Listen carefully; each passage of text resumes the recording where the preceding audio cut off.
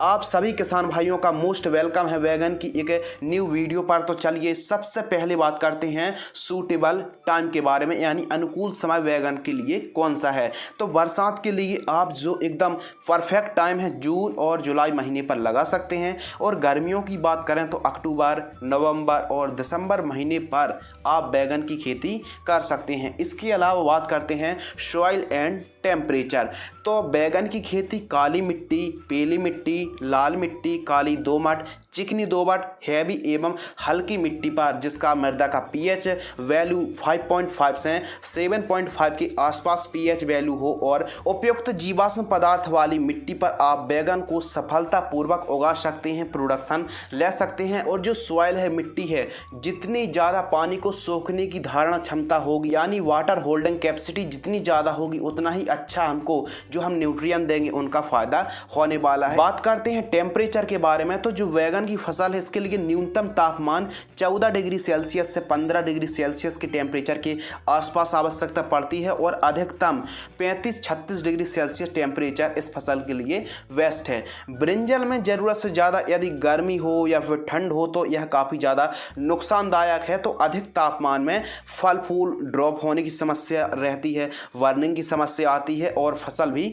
कमज़ोर पड़ जाती है। और खेत की तैयारी किस प्रकार करनी है, ज़रूरी बिंदुओं पर हम बात करने वाले हैं। तो खेत की तैयारी, सबसे पहले तो खेत के चारों तरफ साफ सफाई होना बहुत ही ज़रूरी है, एवं नीलगाय एवं अन्य पशुओं को फसल से सुरक्षा प्रदान करने के लिए पूरे खेत पर एकदम फेंसिंग सुरक्षा होना बहुत ही ज़रूरी है। सबसे पहले गहराई में चलने वाले हल से, यानी खेत की जुताई, फील्ड प्लाविंग, प्लाउ से खेत की पहली प्लाविंग कराएं। कुछ इस प्रकार मिट्टी को पलटने वाले कृषि यंत्रों से आपको खेत की तैयारी कराना है। इसके बाद 15 से 30 दिनों तक तेज धूप आपको लगाना है। उससे क्या होगा कि जो मोथा घास है उसकी जो जड़ें होती हैं, उसकी जो गांठें होती हैं वह सूख जाती हैं और मिट्टी में ठीक तरीके से वायु संचार बढ़ जाता है, तो उत्पादन बढ़ता है। यदि हम प्लाऊ चलवाते हैं तो उसके बाद हमको 15 से 30 दिनों की तेज धूप लगवाना है। उसके बाद कल्टीवेटर से खेत को एकदम समतल करा देना है। अंतिम बार मिट्टी को भुरभुरी करने वाला रोटोवेटर से हमको मिट्टी को ठीक तरीके से एकदम समतल हो जाए, एकदम भुरभुरी हो जाए, तो अंतिम बार या तो आप हैरो से या फिर आप रोटोवेटर से मिट्टी को एकदम भुरभुरी करा दीजिए। बात करते हैं अगले टॉपिक के बारे में, बेड प्रिपरेशन। तो बेड तैयार करने से पहले काफ़ी महत्वपूर्ण है और निश्चित कर लीजिए कि बेड से बेड की दूरी, बेड की ऊंचाई, बेड की चौड़ाई कितनी रखनी है, यह काफ़ी महत्वपूर्ण है। तो बात करते हैं बेड से बेड की जो हमको दूरी रखनी है वो रखनी है बैगन की फसल पर 2.5 फीट, एवं बेड की चौड़ाई हम रख सकते हैं 2.5 से 3 फीट। बेड की ऊंचाई कम से कम 1 फीट आपको रखनी चाहिए, यह जरूरी है। तो यह है बेड मेकर, जिसे बेड राइजर के नाम से भी जानते हैं। सबसे पहले हाफ बेड बनवाइए, उसके ऊपर बेसल डोज दीजिए। बेसल डोज 3, 4, 5 खादों का कॉम्बिनेशन करके देते हैं, जिससे हमारी फसल पर जो प्रारंभिक न्यूट्रिएंट है वो आसानी से प्राप्त हो जाएं। तो basal dose 35 kilogram DAP, 50 kilogram आपको single super phosphate powder form वाली, और आपको 25 kilogram MOP muriate of potash को ठीक तरीके से मिश्रण तैयार करके बेड के ऊपर दीजिए। एवं देसी खाद यानी गोबर की 3 से 4 ट्राली बेड के ऊपर कुछ इस प्रकार आप ऊपरी सतह पर देकर दोबारा बेड मेकर या फिर बेड राइजर से बेड तैयार कराएं। अब हमारी बेड एकदम पूरी तरह तैयार हो चुकी हैं। नेक्स्ट और अगला टॉपिक, मल्चिंग पेपर। तो बैगन की फसल पर मल्चिंग पेपर कितनी माइक्रोन का लगाएं, यह सवाल हर एक किसान भाई के मन में बना रहता है। तो बैगन की फसल लॉन्ग टर्म क्रॉप है, जिसे यदि आप ठीक तरीके से देख रेख करते हैं, कीटों से रोकथाम और समय समय पर फर्टिगेशन का शेड्यूल एकदम फाइनल रखते हैं, एकदम सही रखते हैं, तो यह फसल 8 से 9 महीने क्रॉप चलती है। तो हमको एक अच्छी क्वालिटी वाला मल्चिंग पेपर लगवाना है। तो आपको बैगन की फसल पर 25 से 30 माइक्रोन का मल्चिंग पेपर आप लगवा सकते हैं, ऊपर से सिल्वर और नीचे से ब्लैक। वैसे तो मार्केट में मल्चिंग पेपर डिफरेंट कलर पर उपलब्ध है, लेकिन जो ऊपरी सतह मल्चिंग पेपर की होती है सिल्वर रंग, वो सूरज की किरणों को रिफ्लेक्ट करती है, और जो ब्लैक होती है वह एब्जॉर्ब करती है। तो जो ऊपरी साइड सिल्वर और नीचे साइड ब्लैक होता है, ऐसे मल्चिंग पेपर को आप जिसकी मोटाई 25 से 30 माइक्रोन हो, मल्चिंग पेपर को आप लगा सकते हैं। इसके अलावा बात करते हैं नेक्स्ट टॉपिक, प्रति एकड़ सीड्स की ज़रूरत। तो हमको 1 एकड़ पर 80 ग्राम से लेके 100 ग्राम प्रति एकड़ की दर से सीड्स की आवश्यकता पड़ती है यदि हम नर्सरी तैयार करते हैं तो। इसके अलावा पर एकड़ प्लांट रिक्वायरमेंट, यानी 1 एकड़ पर कितने पौधे लगते हैं। यदि आप सिंगल लाइन पर पौधे से पौधे का जो डिस्टेंस है 1.5 फीट रख रहे हैं और सिंगल लाइन पर प्लांटेशन कर रहे हैं तो 1 एकड़ पर 7,000 से लेके 8,000 पौधे के आसपास की हमको ज़रूरत पड़ने वाली है। इसके अलावा बात करते हैं इम्प्रूव हाइब्रिड वैरायटी। तो जो वैरायटी हैं निर्भर करती हैं कि जो आपका मार्केटिंग है, मार्केटिंग में कौन से वैगन की ज़्यादा डिमांड है, क्योंकि यह कलर पर, साइज पर और मार्केट के हिसाब से ही आपको वैरायटी का चयन करना चाहिए। VNR की उत्कल जिसका रंग वैगन का सफ़ेद होता है, कलश जो जनक F1 आती है जिसके वैगन का थोड़ा सा स्मॉल साइज ब्लैक रंग में आती है, भरमा के वैगन या फिर छोटे वैगन जो साइज होता है छोटे वैगन का, उनको भी आप लगा सकते हैं। शनगिरो का जो प्रगति के नाम से आता है हाइब्रिड वैरायटी, इसको भी लगा सकते हैं।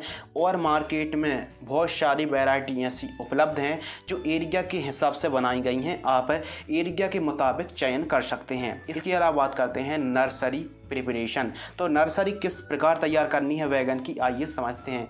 तो ट्रे पर, प्लास्टिक की ट्रे पर आप किस प्रकार नर्सरी तैयार कर सकते हैं, आइए जानते हैं। कोकोपीट खाद, नारियल की खाद मार्केट में 40 से 45 रुपये के आसपास प्रति किलोग्राम आसानी से उपलब्ध हो जाती है। बर्मी कंपोस्ट लेना है आपको, जो बर्मी कंपोस्ट का रेशो लेना है आपको, कोकोपीट खाद लेना है 2 हिस्सा और आपको 1 हिस्सा लेना है बर्मी कंपोस्ट। इनको ठीक तरीके से मिक्स करना है और फंगीसाइड भी मिक्स कर लीजिए आप इस मिश्रण पर। मैंकोजेब प्लस कार्बेंडाजिम युक्त जो फफूंदनाशक आती है, बर्मी कंपोस्ट नारियल की खाद के साथ बर्मी कंपोस्ट को और फंगीसाइड को मिश्रण तैयार करके आपको ट्रे पर कोकोपीट का यह मिश्रण ठीक तरीके से भर देना है और उंगली पर ठीक तरीके से 2-2 सेंटीमीटर की गहराई में एक बीजों की बुआई कर देना है। फिर उसके ऊपर से फिर वापस से मिश्रण भर देना है और 3 से 4 दिनों के लिए आप कुछ इस प्रकार कवर करके रख देना है और 4 दिनों बाद आप नेट खींचकर झोपड़ी या फिर तंबू बनाकर बाहर रख दीजिए। सुबह शाम आवश्यकता अनुसार हैंड स्प्रिंकलर से आपको सिंचाई करना है। कीटों का प्रकोप देखने के लिए मिले तो आपको 10 से 12वें दिन इमिडाक्लोप्रिड 17.8% EC इंसेक्टिसाइड 15 लीटर पानी में 5 ml की दर से स्प्रे कर सकते हैं, या फिर ऑर्गेनिक तरीके से आप नीम ऑयल को भी 15 लीटर पानी में 20 ml की दर से स्प्रे कर सकते हैं। और यदि बैगन की नर्सरी पर पत्तों पर कोई स्पॉट बन रहे हैं, कोई दाग धब्बे दिख रहे हैं या फिर सूख रही है, मुरझा रही है, फंगस का अटैक है, तो आप साफ पाउडर को भी 15 लीटर पानी में 15 ग्राम की दर से स्प्रे कर सकते हैं। और आपको नर्सरी पर एक स्प्रे 14 से 15वें दिन करना है। NPK घुलनशील खाद 19-19-19 का आपको 15 लीटर पानी में 15 ग्राम की दर से स्प्रे कर दीजिए, जिससे बढ़वार पीलापन की समस्या नहीं आएगी और फंगस कीट भी नहीं लगेंगे। इस विधि से आप 18 से 22 दिनों पर एकदम स्वस्थ नर्सरी कम दिनों पर तैयार कर सकते हैं। और जब नर्सरी 3 से 4 इंच की हो जाए तो हमको ट्रांसप्लांट कर देना चाहिए। अब हमारी नर्सरी पूरी तरह तैयार हो चुकी है। बात करते हैं अगले टॉपिक के बारे में, प्लांट ड्रेंचिंग। तो स्वस्थ ग्रोथ के लिए, ठीक तरीके से बढ़वार के लिए पौधे की ड्रेंचिंग करना ज़रूरी है। फर्स्ट ड्रेंचिंग 2 से तीसरे दिन करना है। आपको 400 लीटर पानी लेना है और 400 लीटर पानी में ह्यूमिक एसिड लेना है 500 ग्राम। उसके साथ घुलनशील खाद NPK 19-19-19 1 किलोग्राम। इन दोनों को ठीक तरीके से मिक्स करके आपको जड़ों के पास ड्रेंचिंग कर देना है। सेकेंड ड्रेंचिंग आप चाहें तो 5 से 6वें दिन रोपाई से 400 लीटर पानी में लिक्विड ट्राइकोडर्मा 500 ml 400 लीटर पानी में घोलकर प्रति एकड़ की दर से जड़ों के पास कुछ इस प्रकार आप ड्रेंचिंग कर सकते हैं। ये थी ड्रेंचिंग। किसान मित्रों, बात करते हैं सबसे इम्पोर्टेंट, सबसे महत्वपूर्ण टॉपिक के बारे में, स्प्रे शेड्यूल। अब हमारी बैगन की फसल पर तरह तरह के कीट, फंगस, नेमेटोड्स जैसी समस्या आती है, तो इनकी रोकथाम करने के लिए देखिए हम आपको स्प्रे शेड्यूल तो बताएंगे ही, साथ में हम एक एक रोगों का हम विश्लेषण करते हैं और उसे आप कैसे समय रहते कंट्रोल कर सकते हैं। तो बैगन की फसल पर जैसे कीट लगते हैं, तना छेदक यानी स्टेम बोरर, फल छेदक यानी फ्रूट बोरर, शुंडी, लार्वा, सफ़ेद मक्खी यानी व्हाइट फ्लाई, सकिंग पेस्ट यानी रस चूसक कीट, रेड माइट और नेमेटोड्स जैसी समस्याएं आती हैं। फंगस और रोगों की बात करें तो डिजीज मुख्य रूप से विलाइट यानी झुलसा, छोटी पत्ती रोग, root rot, bacterial wilt, leaf spot, powdery mildewed, downy mildewed और कॉलर रोट के साथ साथ ब्रिंजल पर लिटिल लीफ होती है यानी छोटी पत्ती रोग, इसको भी आप कैसे कंट्रोल कर सकते हैं। तो सबसे पहले बात करते हैं तना छेदक यानी स्टेम बोरर। बैगन की फसल पर शुरुआती चरणों से ही तना छेदक का प्रकोप देखने के लिए मिलता है, जो तने को छेद कर यानी तने को काट देता है और काफ़ी ज़्यादा नुकसान पहुंचाता है। तो इनके लिए जो हम आपको दवाई बता रहे हैं, कोई एक भी आप स्प्रे कर लेते हैं तो आपको काफ़ी अच्छा रिजल्ट मिलेगा। फ्लूवेंडियामाइड 8.33% प्लस डेल्टा मैथ्रिन 5.56% को आप स्प्रे कर सकते हैं, या फिर क्लोरेंट्रा नीलिप्रोल और लैम्डासालोथ्रीन का स्प्रे कर सकते हैं। इसके अलावा कार्बोफ्यूरान ग्रेन्यूल्स दानेदार कीटनाशक का प्रयोग कर सकते हैं, एमामेक्टिन वेंजोइट का ही प्रयोग कर सकते हैं, थियोडिक कार्ब इंसेक्टिसाइड का भी आप प्रयोग कर सकते हैं। ब्रांड नेम की बात करें तो वायर की फेनोस्क्विक, एम्पलीगो, प्रोक्लेम, अलांटो, एचपीएम कंपनी की जो डॉन 3G आती है, इनको आप प्रयोग कर सकते हैं तना छेदक की रोकथाम करने के लिए कोई एक का। इसके अलावा बात करते हैं फल छेदक यानी फ्रूट बोरर। तो फल सड़न की जो समस्या आती है फल छेदक से ही होती है, तो इसकी रोकथाम करने के लिए कोई एक कीटनाशक का आप स्प्रे कर सकते हैं। इसकी रोकथाम करने के लिए जो सोमिटोमो कुछ सोमिप्रेम पथ कीटनाशक आती है, इसका स्प्रे कर सकते हैं, या फिर आप एम्पलीगो, टाटा की सबमेट, या फिर वायर की लार्मेन, डेलीगेट, ट्रेसर, एफएमसी की मार्शल, या फिर कार्बोफ्यूरॉन 25% EC कोई एक का स्प्रे आप कर सकते हैं फल छेदक की रोकथाम करने के लिए। बात करते हैं अगले कीट के बारे में, सफ़ेद मक्खी, जिसे हम इंग्लिश पर व्हाइट फ्लाई कहते हैं। तो यही वायरस को सबसे ज़्यादा फैलाती है। सकिंग पेस्ट है यानी रस चूसक कीट है। तो इसकी रोकथाम करने के लिए आप कोई एक कीटनाशक का स्प्रे कर सकते हैं, जैसे एसिटामिप्रिड आता है 20% SP, या फिर GSP का SLR 525 लैनो इंसेक्टिसाइड, BSF कंपनी की सेफिना, या फिर UPL कंपनी की ऊलाला इंसेक्टिसाइड जिसमें फ्लोनिका माइड 50% WG इंसेक्टिसाइड, किसी भी एक को आप सफ़ेद मक्खी की रोकथाम करने के लिए स्प्रे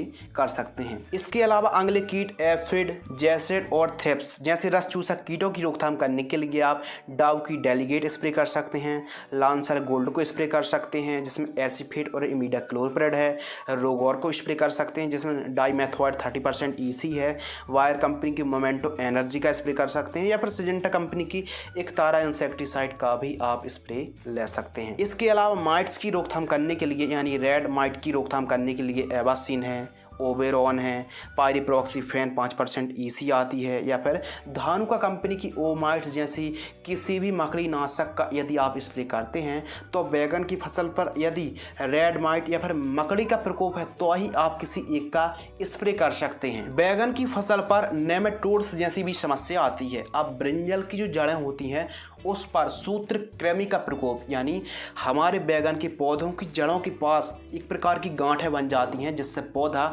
ठीक तरीके से न्यूट्रिएंट, वाटर, मिनरल्स को एब्जॉर्ब नहीं कर पाता है, यानी एक प्रकार की रुकावट पैदा करता है पोषक तत्वों को। जाइलम और फ्लोएम की जो प्रोसेस होती है उसको यह रोकता है, यानी ठीक तरीके से हमारा पौधा भोजन को ग्रहण नहीं कर पाता, न्यूट्रिएंट को ग्रहण नहीं कर पाता है।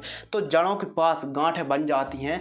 तो गांठें ना बने या फिर आपको समय पर नेमेटोड्स के कंट्रोल के लिए रोकथाम करने के लिए जैसे वायर कंपनी की वेलम प्राइम आती है 350 ml प्रति एकड़ की दर से जड़ों के पास आप ड्रिप से छोड़ सकते हैं या फिर ड्रेंचिंग कर सकते हैं। बैगन की फसल पर एक और समस्या आती है ट्रांसप्लांट के बाद कॉलर रॉट की समस्या, यानी पौधा जो होता है तने के पास से गल जाता है।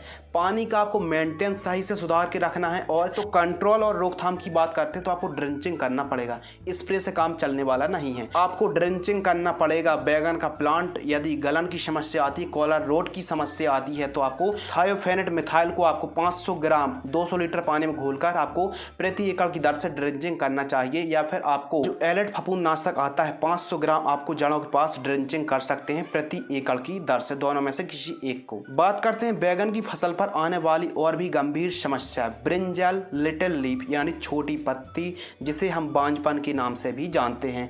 यह एक वायरस है। इसके लिए रेजिस्टेंस वैरायटी आपको लगाना है। खेत में आने पर पौधे को खेत से आपको बाहर ले जाके कहीं दूर गड़ा देना है।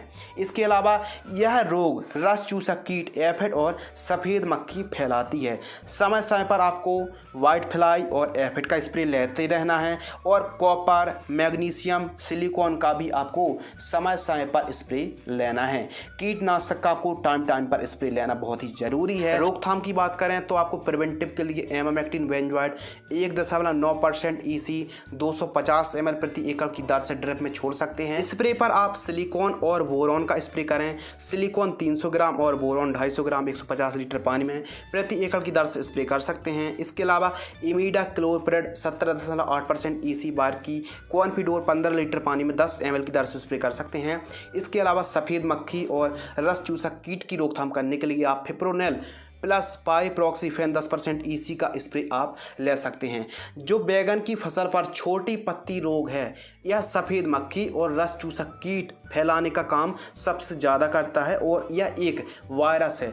तो इसे आप कंट्रोल कर सकते हैं। यदि आप वाइट फ्लाई की प्रॉपर स्प्रे करते हैं तो यह रोग कंट्रोल हो जाएगा। यदि हमारी फसल पर 1-2 पौधे छोटी पत्ती रोग से ग्रसित हैं तो उनको आप खेत से बाहर कर दीजिए। इसके अलावा बात करते हैं ब्लाइट स्पॉट डाउनी मिल्ड्यू की रोकथाम। अब यह जो फंगस आते हैं तो इनकी रोकथाम करने के लिए, या ब्लाइट हो, स्पॉट हो, डाउनी मिल्ड्यू हो, तो इनकी रोकथाम करने के लिए जैसे बायर कंपनी की सेक्टेन फफूंदनाशक आती है 500 ग्राम की दर से स्प्रे कर सकते हैं, या फिर रोको फंगिसाइड 500 ग्राम की दर से स्प्रे कर सकते हैं, या फिर कार्बेंडाजिम प्लस मैंकोजेब जो साफ आती है उसको भी आप 400 ग्राम की दर से स्प्रे कर सकते हैं, या फिर BASF कंपनी की एक्रोबैट फंगिसाइड आती है 200 ग्राम की दर से स्प्रे कर सकते हैं, या फिर एंट्राकोल फंगिसाइड 400 ग्राम प्रति एकड़, या फिर कॉपर ऑक्सीक्लोराइड 300 ग्राम प्रति एकड़ की दर से। इनमें से किसी भी एक को आप स्प्रे करते हैं तो ब्लाइट स्पॉट डाउनी मिल्ड्यू को आप आसानी से कंट्रोल कर सकते हैं। किसान भाइयों, ये थे बैगन की फसल पर आने वाले कीट फंगस। उसके हिसाब से आप किसी एक दवा का चयन करके भी स्प्रे करते हैं तो बैगन की फसल पर लगने वाले फंगस कीट को आप पहचान कर बड़े ही आसानी से कंट्रोल कर सकते हैं। किसान भाइयों, अब बात करते हैं खाद का शेड्यूल यानी fertigation A to Z schedule के बारे में। तो पहली खाद ट्रांसप्लांट से 10वें दिन प्रति एकड़ की दर से जानकारी प्राप्त होगी।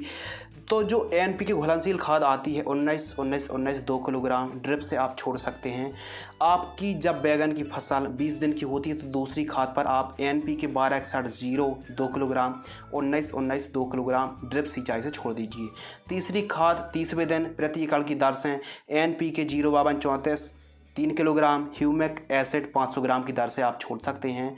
इसके अलावा 40 दिन की फसल होने पर फोर्थ खाद ट्रांसप्लांट से 40 दिन की फसल पर प्रति एकड़ की दर से 174403 किलोग्राम ग्रेन्यूल्स माइक्रो न्यूट्रिएंट 250 ग्राम की दर से आप छोड़ सकते हैं। इसके अलावा बैगन की फसल ट्रांसप्लांट से 50 दिन की होती है तो आपको प्रति एकड़ की दर से magnesium sulphate 3 kilogram ammonium sulphate 3 kilogram drip से आप छोड़ सकते हैं। छठवीं खाद 60वें दिन प्रति एकड़ की दर से ड्रिप से आप NPK 13045 5 किलोग्राम NPK 12160 2 किलोग्राम प्रति एकड़ की दर से छोड़ सकते हैं। लगभग बैगन की फसल ट्रांसप्लांट से 70 दिन की होती है तो NPK 1340 4 किलोग्राम ह्यूमिक एसिड 500 ग्राम प्रति एकड़ की दर से ड्रिप में आप छोड़ सकते हैं। बैगन की फसल ट्रांसप्लांट से जब 80 दिन के आसपास की होती है तो कैल्शियम नाइट्रेट 6 किलोग्राम बोरॉन भी 20% वाली 300 ग्राम ड्रिप सिंचाई से छोड़ सकते हैं, इन दोनों को मिक्स करके। इसके अलावा 90 दिन के आसपास की होती है तो प्रति एकड़ की दर से NPK 0050 6 किलोग्राम आप छोड़ सकते हैं। जब बैगन की फसल ट्रांसप्लांट से लगभग 100 दिन के आसपास की होती है तो माइक्रो न्यूट्रिएंट खाद 1 किलोग्राम 05234 4 किलोग्राम इन दोनों को मिक्स करके ड्रिप सिंचाई से आप छोड़ सकते हैं, जड़ों के पास दे सकते हैं। जब बैगन की फसल 110 दिन के आसपास की होती है तो ferrous sulphate 1 kilogram magnesium sulphate 4 kilogram प्रति एकड़ की दर से आप छोड़ सकते हैं। जब हमारी बैगन की फसल 120 दिन के आसपास की होती है तो 0050 यानी पोटेशियम सल्फेट 5 किलोग्राम और सिलिकॉन न्यूट्रिएंट जेलेटेड सिलिकॉन 500 ग्राम इन दोनों को मिक्स करके ड्रिप में आप छोड़ सकते हैं। जब हमारी बैगन की फसल 125 दिन के आसपास की होती है तो केवल और केवल लिक्विड ट्राइकोडर्मा फंगस को आप छोड़ सकते हैं, जो मित्र फंगस है। 500 ml प्रति एकड़ की दर से ड्रिप से आप छोड़ सकते हैं। जब हमारी बैगन की फसल 135 दिन के आसपास की होती है तो हमको प्रति एकड़ की दर से कैल्शियम नाइट्रेट 4 किलोग्राम प्रति एकड़ की दर से जड़ों के पास दे सकते हैं। जब हमारी बैगन की फसल लगभग 145 दिन की होती है तो 13-0-45 घुलनशील खाद 5 से 6 किलोग्राम प्रति एकड़ की दर से छोड़ सकते हैं। बैगन की फसल जब लगभग 155 दिन के आसपास की होती है तो 0-52-34 घुलनशील खाद 6 किलोग्राम, ह्यूमिक एसिड 500 ग्राम प्रति एकड़ की दर से आप छोड़ सकते हैं। इसके अलावा जब 165 दिन के आसपास की क्रॉप होती है तो 0-0-50 6 किलोग्राम और घुलनशील SOP 3 किलोग्राम प्रति एकड़ की दर से आप छोड़ सकते हैं। जब बैगन की फसल ट्रांसप्लांट से 175 दिन के आसपास की होती है तो NP की घुलनशील खाद 12-61-0 4 किलोग्राम और वाइट पोटास 3 किलोग्राम प्रति एकड़ की दर से आप छोड़ सकते हैं। जब बैगन की फसल 185 दिन के आसपास की होती है तो वायर कंपनी की जो वेलम प्राइम आती है नेमेटोड्स की रोकथाम करने के लिए 400 ml प्रति एकड़ की दर से आप छोड़ सकते हैं ड्रिप से। इसके अलावा जब हमारी बैगन की फसल ट्रांसप्लांट से 200 दिन की होती है तो 0-0-50 5 किलोग्राम, चेलेटेड कैल्शियम 250 ग्राम, ह्यूमिक एसिड 500 ग्राम, इन तीनों को मिक्स करके प्रति एकड़ की दर से ड्रिप सिंचाई से आप छोड़ सकते हैं। ये थे fertigation A to Z schedule. बात कर लेते हैं फर्स्ट हार्वेस्टिंग। तो बैगन की जो हार्वेस्टिंग होती है 55 दिनों के आसपास डिपेंड करती है वैरायटी पर भी। वैसे ओवरऑल देखा जाए तो पहली जो हार्वेस्टिंग है 55 दिनों के आसपास तुड़ाई करने के लिए मिलती है। बात करते हैं उत्पादन। तो जो उत्पादन होता है यह भी काफ़ी ज़्यादा वैरायटी पर, फर्टिगेशन पर और देखरेख पर निर्भर करता है। यदि ओवरऑल देखा जाए तो 150 से 170 टन के आसपास पर एकड़ यील्ड आती है, यानी प्रति एकड़ की दर से उत्पादन होता है। बात करते हैं लागत और आमदनी के बारे में। यदि आप एक न्यू और युवा किसान हैं तो आपको नेक्स्ट ईयर से जो खर्च बचने वाला है, जैसे आपको ड्रिप का नेक्स्ट ईयर से खर्च बच जाएगा, फिल्टर का खर्च बच जाएगा और काफ़ी ज़्यादा जो अनुभव है वो भी आपको काम में आने वाला है। यानी आप नए हैं तो आपको खर्च भी काफ़ी ज़्यादा हो सकता है। वैसे ड्रिप का खर्च 40,000 के आसपास, मल्चिंग का खर्च 12-13 हज़ार रुपये के आसपास प्रति एकड़ की दर से, और खादें हैं जो ओवरऑल देखा जाए तो हर फसल पर आपको लगने ही वाली हैं तो 1.5 लाख पर आपको 1 एकड़ का खर्च आने वाला है। और सभी लागत को काट कर जो आमदनी है आप 1.5 लाख से 2 लाख रुपए आप 1 एकड़ से बड़े ही आसानी से कमा सकते हैं। और इसका थोड़ा सा मार्केटिंग भी डिपेंड करता है कि आप उन्हीं वैरायटी का चयन करें जो आपकी मार्केटिंग में जो वैरायटी अच्छी चले, उन्हीं वैरायटी को आपको लगाना है। 10 रुपये, 15, 20, 25 रुपये kg के आसपास का रेट हमको मिल जाता है। थोड़ा सा आप अर्ली फार्मिंग भी कर सकते हैं, यानी समय से पहले आप बैगन को निकालते तो अभी आपको अच्छा रेट मिलने वाला है। और खरपतवार निकालने वाले यंत्रों से आप समय समय पर कचरे को बाहर निकालते रहिए और समय समय पर आप चाहें तो दोनों बेडों पर जुगाड़ अपना कर भी आप खरपतवार नाशक का स्प्रे कर सकते हैं। ग्लाइफोसेट का फल अच्छे तरीके से स्ट्रॉन्ग और मैच्योर हो जाए तभी आपको तुड़ाई करना चाहिए।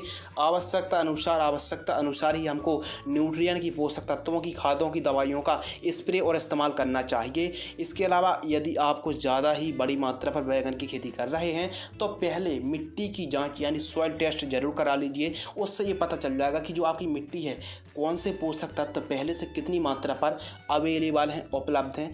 ऐसा करने से आपकी जो लागत है काफ़ी हद तक कम हो सकती है। तो इस प्रकार यदि आप बैगन की खेती करते हैं तो कम से कम लागत पर एक अच्छे तरीके से, बेस्ट तरीके से बैगन का प्रोडक्शन निकाल पाएंगे। तो इसी प्रकार आप खेती किसानी से जुड़ी जानकारी पाने के लिए आप हमारे इस YouTube चैनल के साथ जुड़े रहिए। अधिक जानकारी के लिए आप हमारी वेबसाइट advancedagriculture.in पर भी विजिट कर सकते हैं। तो मैं आपका होस्ट एंड दोस्त शिव कुमार, मिलते हैं कुछ और इंटरेस्टिंग, ज्ञानवर्धक, नॉलेजेबल जानकारी के साथ। तब तक के लिए धन्यवाद। जय जवान, जय किसान।